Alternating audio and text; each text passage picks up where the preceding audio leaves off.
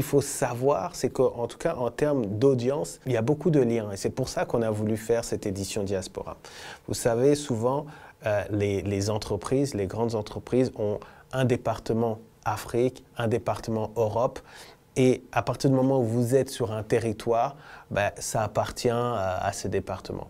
Mais nous, on s'est rendu compte que sur le digital, c'est différent. Les créateurs de contenu de la diaspora ont beaucoup de gens qui les suivent sur le continent et les créateurs de contenu sur le continent ont beaucoup de gens de la diaspora qui les suivent. Donc, c'est ce que permet le digital. Et donc, moi, je pense que plutôt que chercher différence, ce qu'on cherche beaucoup, c'est ce qui les lie et ce qu'on aimerait, c'est qu'il y ait plus de collaboration et surtout aussi permettre, et ça c'est très important, aux créateurs de contenu qui sont sur la diaspora, qu'ils sachent que s'ils veulent faire des projets sur le continent, il existe une plateforme comme Adicom avec laquelle ils peuvent passer pour réaliser ces projets-là. Donc, c'est ça aussi la vision.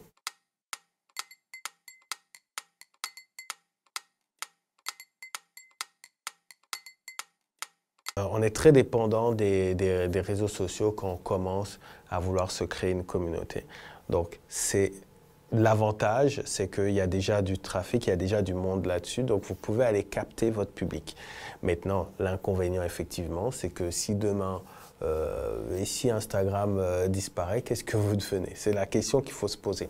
Donc, c'est pour ça que nous, on pousse beaucoup les créateurs de contenu à créer des concepts forts. C'est-à-dire qu'il y a différents types de créateurs de contenu. Il y en a qui racontent, enfin quand je dis racontent leur vie, qui documentent leur vie. Voilà, j'ai fait tel voyage, j'ai fait etc. Et les gens suivent parce que voilà, ils s'évadent, etc. Nous, ce qu'on essaie de pousser avec Adicom, et c'est pour ça qu'on a créé une section Awards, on récompense les gens qui ont créé des concepts, des émissions, des rendez-vous, des lives. Pourquoi? Parce qu'en fait, on pense que c'est important qu'un maximum d'Africains créent des concepts parce que demain, si les plateformes n'existent plus, ils ont un public qui va aller rechercher, tiens, mais où est-ce qu'ils sont? Peut-être qu'ils sont sur YouTube, peut-être qu'ils sont ailleurs. Donc, c'est ça qu'on pousse, créer des marques fortes qui vont au-delà de votre simple personne. C'est ça que je recommanderais.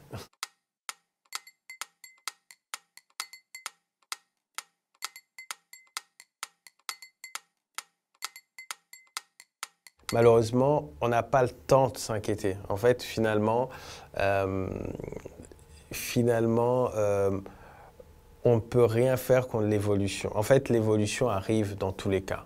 Je veux dire, je pense que ça a été pareil quand la télé est arrivée, ça a été pareil quand Internet est arrivé, quand les mobiles sont arrivés, maintenant les réseaux sociaux, maintenant l'IA. Et c'est aussi la force de l'être humain, on s'adapte. Donc c'est comment utiliser maintenant ces outils à notre profit. C'est vrai qu'on parle de 80% de métiers qui vont disparaître d'ici moins de 10 ans, je pense, avec l'intelligence artificielle. Le minimum, c'est d'être au courant et d'anticiper et de se mettre dans une position où la technologie travaille pour vous et non pas l'inverse, quoi, tout simplement.